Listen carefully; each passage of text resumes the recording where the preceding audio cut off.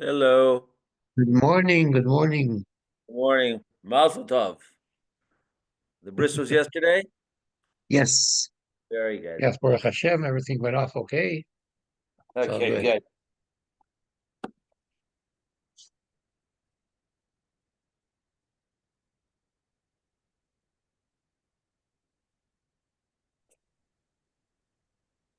Hello.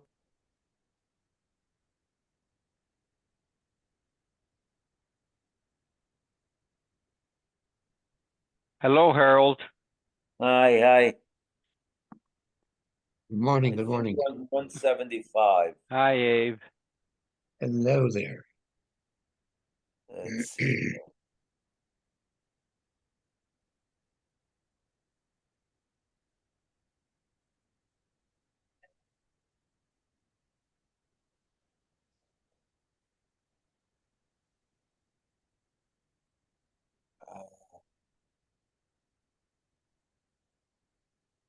Mm,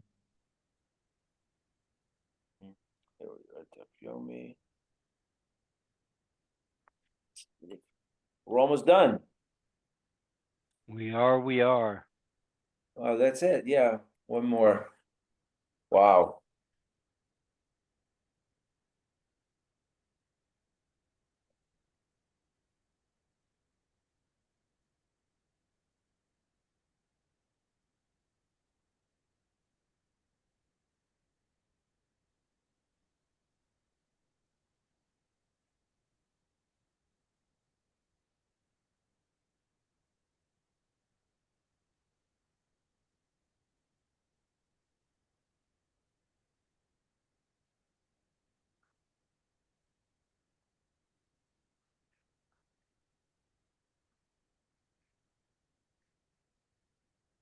Hello, Harold. Hello. Hello, George. Hey, Good morning. Good evening.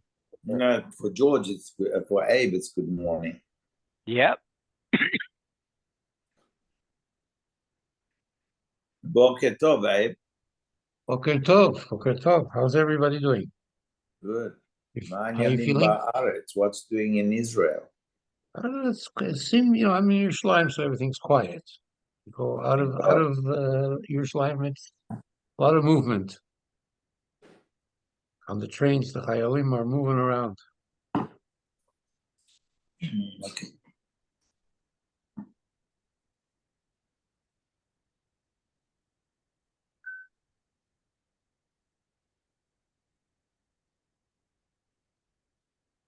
Yeah, tonight there was another Houthi firing.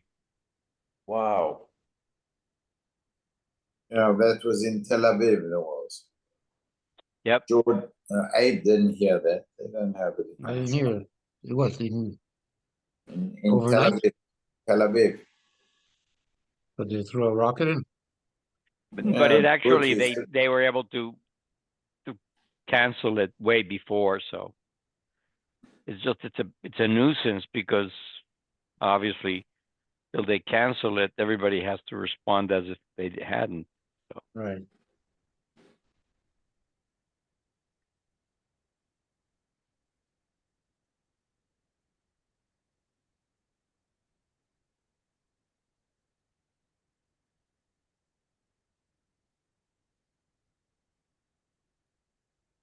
Says that Israel struck in Yemen this morning. Good. Yeah, Must have done it now. Yeah. that's probably in response to these last two rocket attacks. They're just getting fed up with it.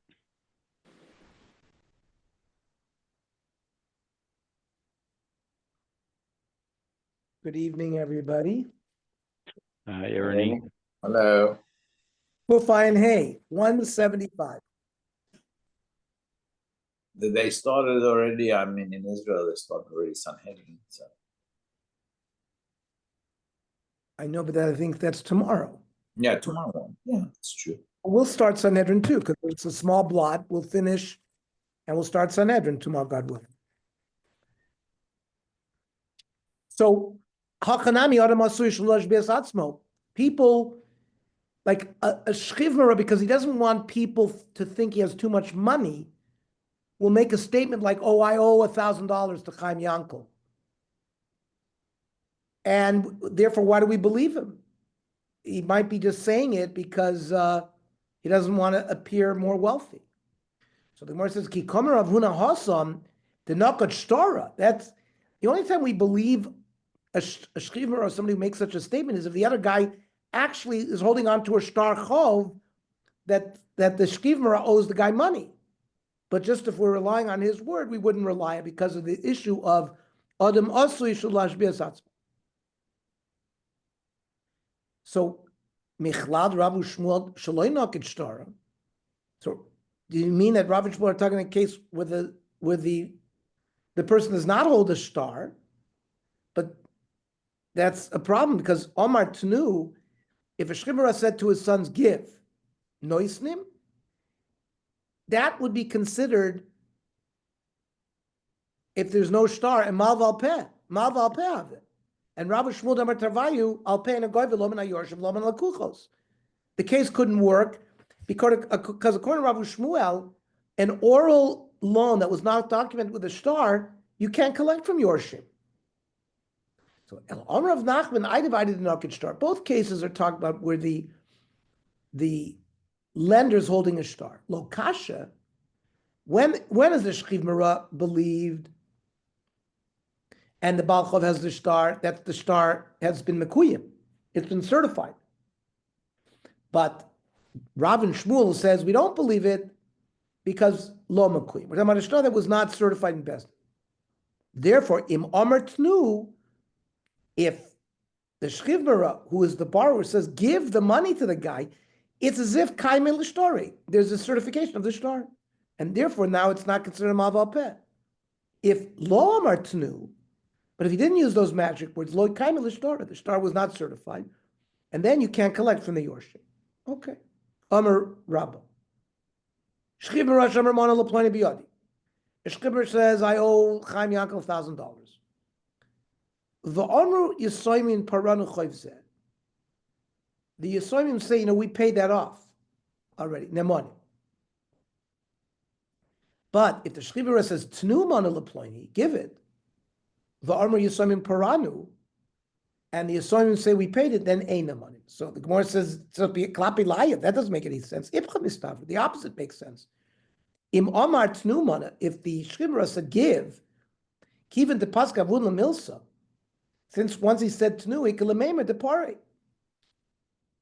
that it was paid.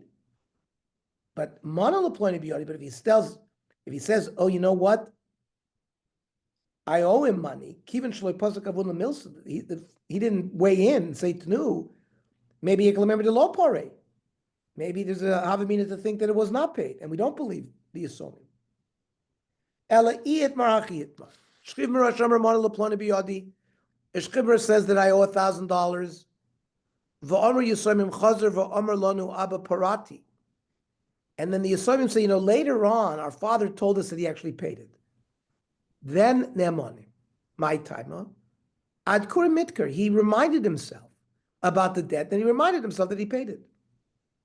But if he didn't say Mana L'Ploni Biyodi, but he said Tnu Mana L'Ploni, give. V'Amar Yisomim Chazer v'Amar Abba Parasi. And then the Yisraelim came, we don't have to give because our father told us he had paid it, then ain't their money. We don't believe them. The Im Issa de Pare, if it was true that he had paid it already, Lo Ava Omar Tnu, he wouldn't have given them a command to say, give it. Boy Rav. Rava asked the following hypothetical. Shchiv Merasha he admitted in front of Eidim that he's chayiv $1,000.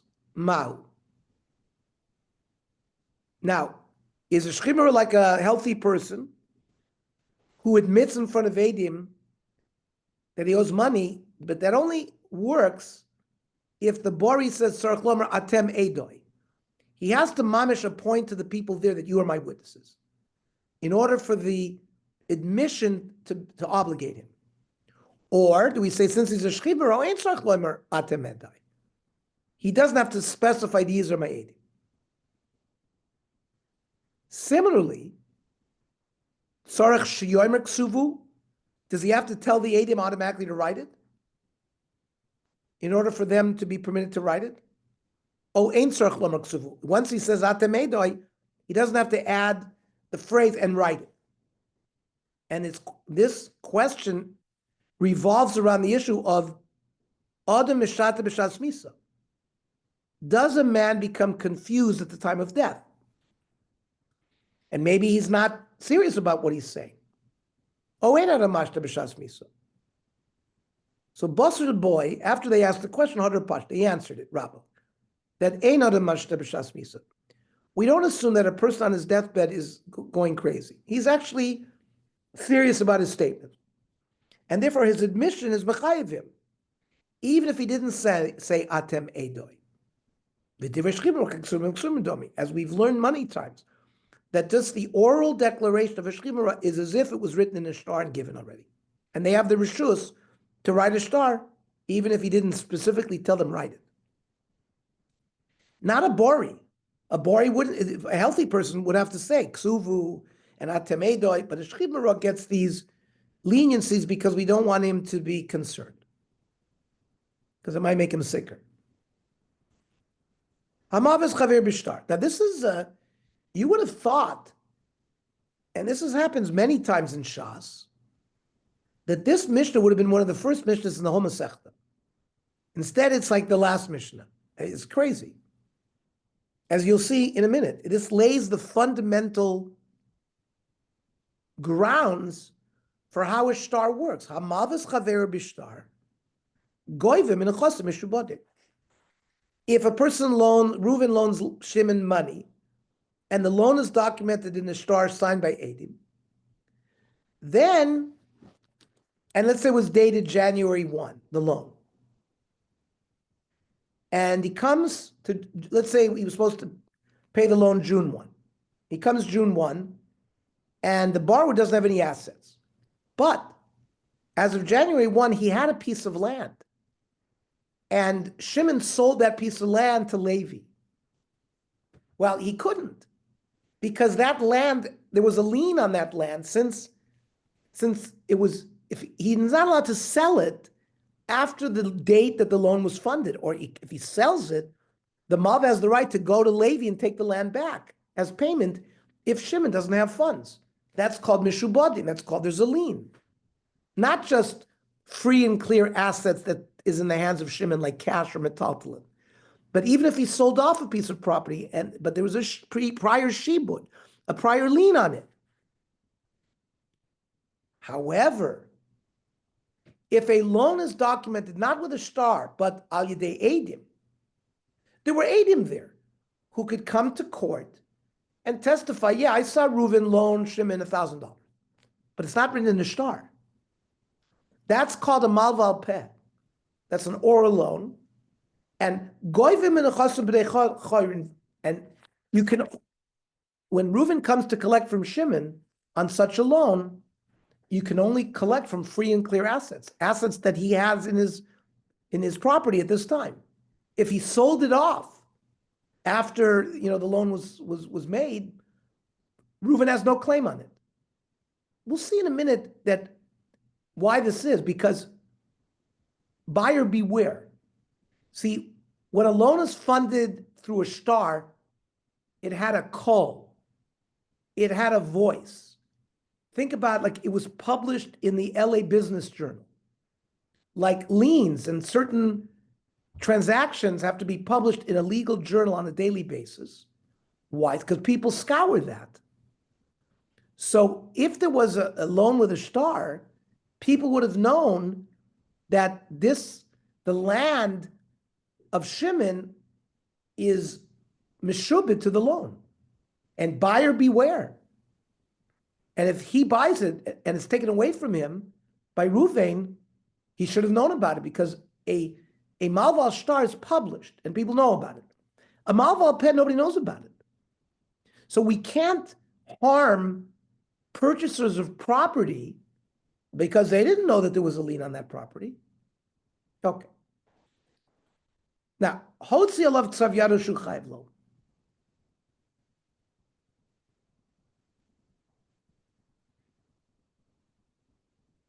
the lender presents to the borrower a document that the lova admits that he owes the money. But that also is only goyvim in the chassid b'nei chayrin.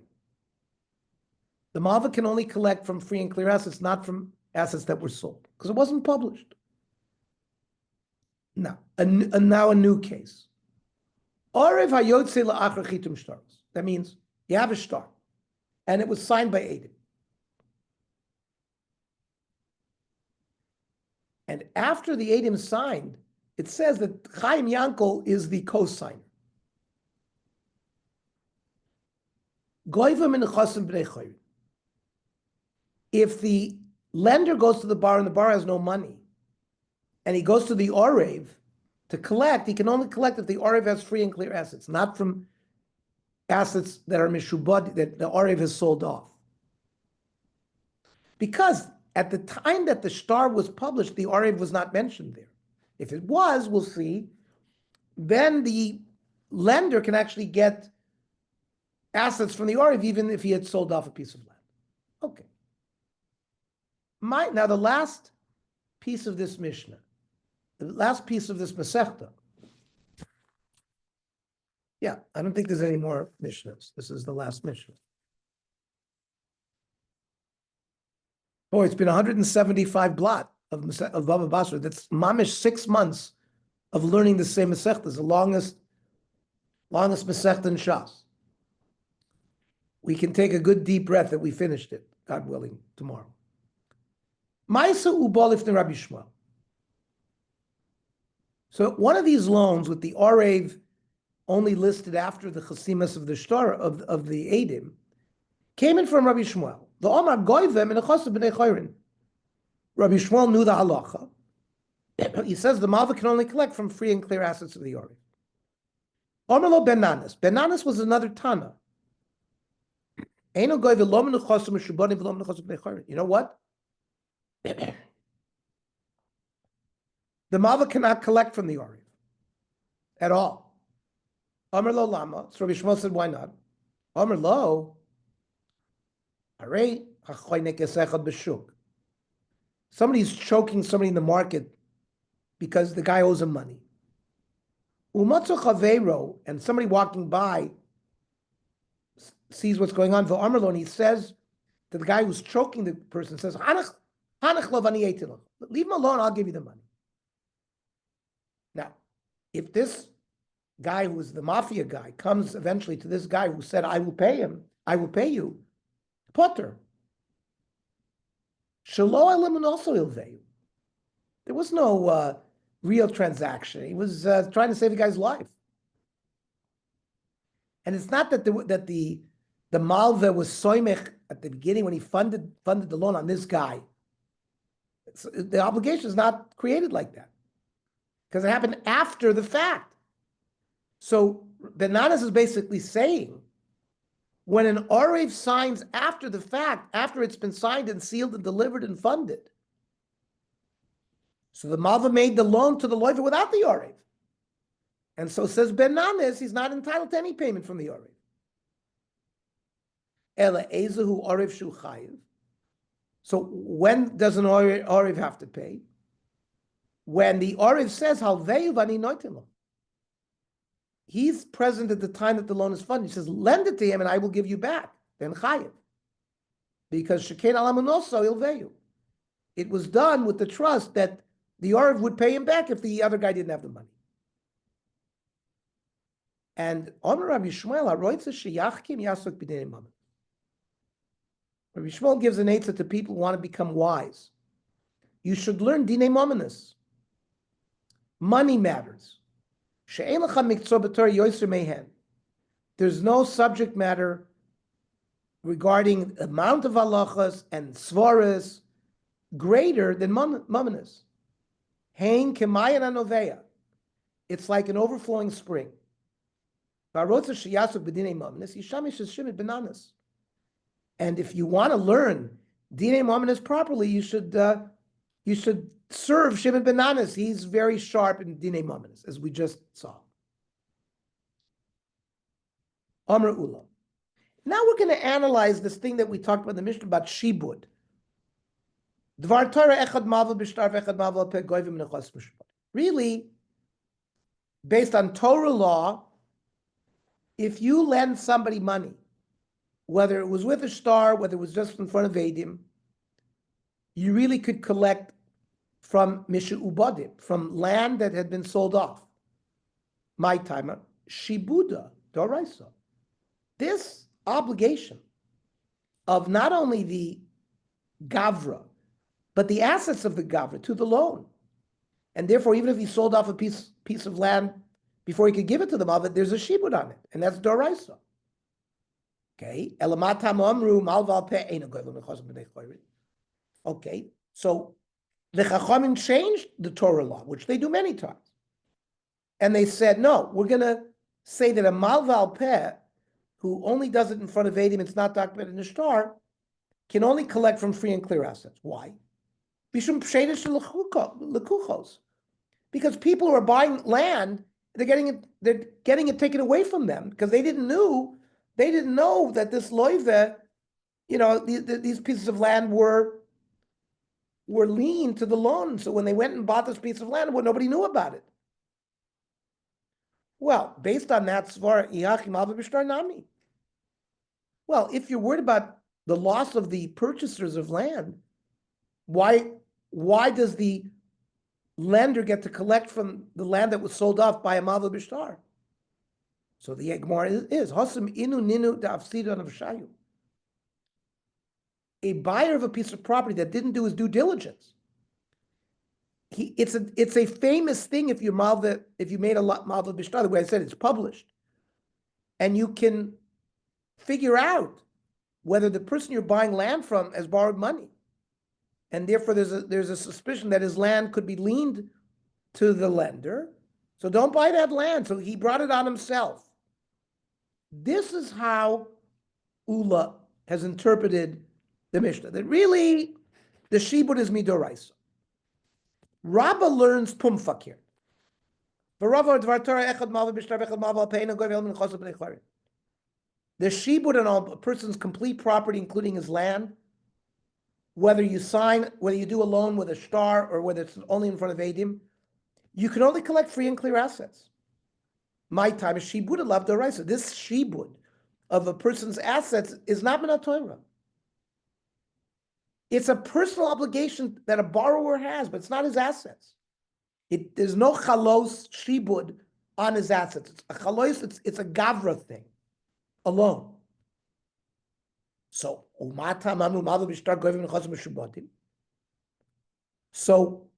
why did the Chachamim then all of a sudden create a shibud on a piece of land?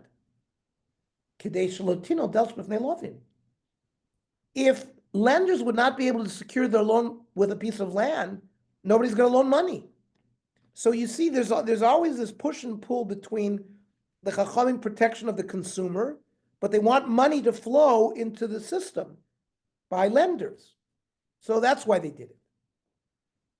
Well, if they're worried, and you're going to close the doors to people to borrow money, why don't we say even an oral loan, the lender can collect from a shubadim? So the Gemara says that's not fair to the consumers who are buying property. Because in a malva pasam lesle kola, nobody knows about it. It's not meforsam, it's not published anywhere. And therefore you can't blame them if it's taken away from them. Okay. So we've staked out these two positions, Ula and Rabba. So Umi Amar Rabba Hachi? Did Rabba really say this? Amar Rabba. We said that the Bechor has double portion. Now let's say a lender owed money. Let's say the father had loaned money. He was the lender. And it's going to be paid back. Now remember, a Bechor only gets Pishnayim, assets that are in the estate at the time of the death of the father. Assets that flow in later, he doesn't get Pishnayim. So how do we view a loan that's due, that has to be paid after the death of the father?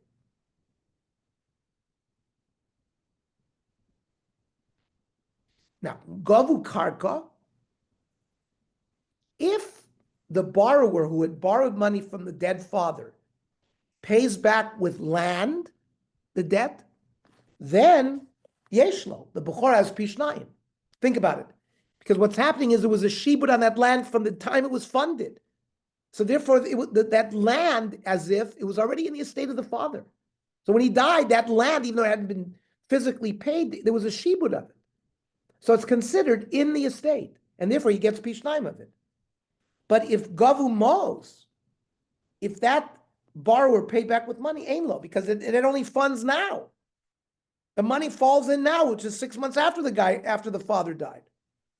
But with land, the shibud was there from the beginning. Which seems to imply that Minat Torah, there is a shibud right away from the karka. Not like what Rabbah said, which says Dvar Torah, echad malva b'shtar, echad malva pe'ena goyvim min achos b'nei chayrin. So the chite me'epuch, maybe you're going to tell me it's switched. Rabbah is the one who says that the Dvar Torah, there is a shibud. And it's Ula that says the second piece, Rabbah the Ula Rabbah, V'amar Ula, Dvar Torah, Balchov Dine B'ziburis. When you pay back a Balchov, the din, remember, there's 3 types of land. Edis, which is the best, highest quality land. Baininus middle, Ziburis is bad. Now, if you only have to pay back a Balchov with Ziburis, it's clearly not Midoraisa. No. The shibud is doraisa. So we have proved that Ula is the one that says it's midoraisa, and Rabbah is the one that says there is no shibud midoraisa. Ella, Rabbah time de Marava kamar. Rabbah gave the svar of the Bnei Eretz Yisrael, but v'lei lo svirale. He actually holds that the shibud is minat Torah, like we just quoted. Okay, but you see what I'm saying? That this Mishnah could have been learned 50 blot ago, or before we began. The Gemara assumed that we understood all of these concepts of shibud, of a star, blah, blah, blah. It took it for granted and left it to the last Mishnah in the Masechta to explain, the interworkings of a star. I find that very, very interesting. So, Rav Shmuel Damar Tarvayu, Malval Peh, a loan that was not documented with a star, but rather with only with Eidim. That's what Ben Nana said. So the later Amiroim, Rav and Shmuel agreed with that. My time, a shibud lavdoi raisa, because they paskin that the shibud is not midoraisa, and therefore by a loan with a star, they created a shibud because of the reasons we said, because of the hefsed al kuchos.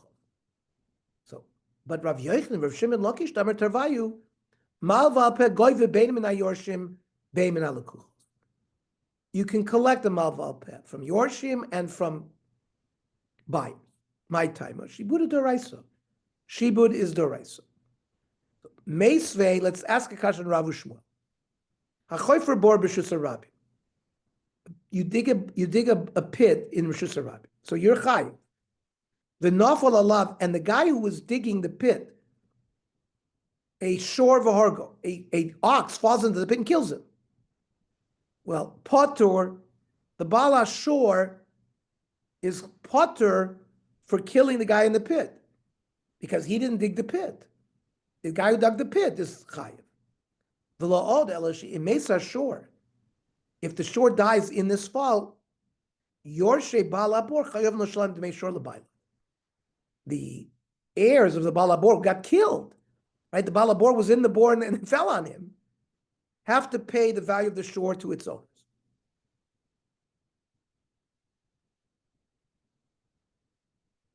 Now, this is chayvus of the owner of the board to pay the demand shore. It's not written in a star. It's like a malval peh. Yet the Yorshim have to pay it, which seems to imply, not like Rav and Shmuel, that a malval peh collects min Yorshim. Rav, there's no proof. It's because this case was a case with the Baal Abor Kisho Ahmad Badin. Bezdin Paskin, that he was chayiv. A psak shel Bezdin is like it was written in a star. And that's why the Yorshim have to pay. Not because It's a proof against the people who say that a milva al peh cannot be collected by Yorshim. So the Gemara says, what do you mean there's a moda bidin? V'hargu ktani. He was killed by the boar. How can you say there was a beis din against him? Amar Bava Barava. He wasn't killed outright. Asau treifa. If you injure somebody so that he cannot survive 12 months, he's considered a treifa. It's as if you killed him.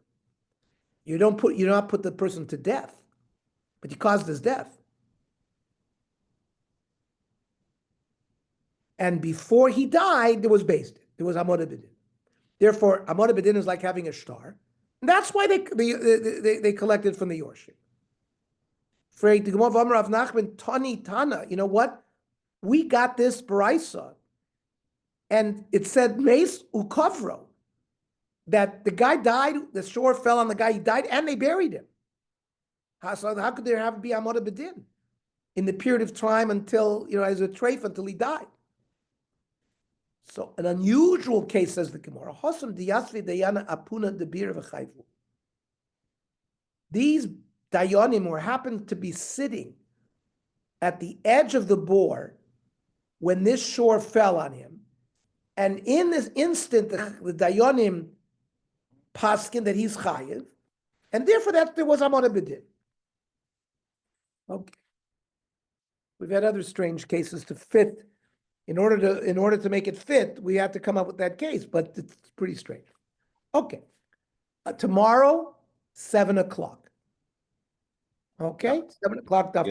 So we'll finish and start. Okay. Nice piece of Gemara tonight, right? Yeah, it should have been at the beginning of the whole Masech. Should have been a beginning. Right at the beginning. Very nice analysis of the whole svara. Why there's a shibud and how do you protect the kuchos and things like that. Okay, have a good day, everybody. All right. Okay. Good night, everybody.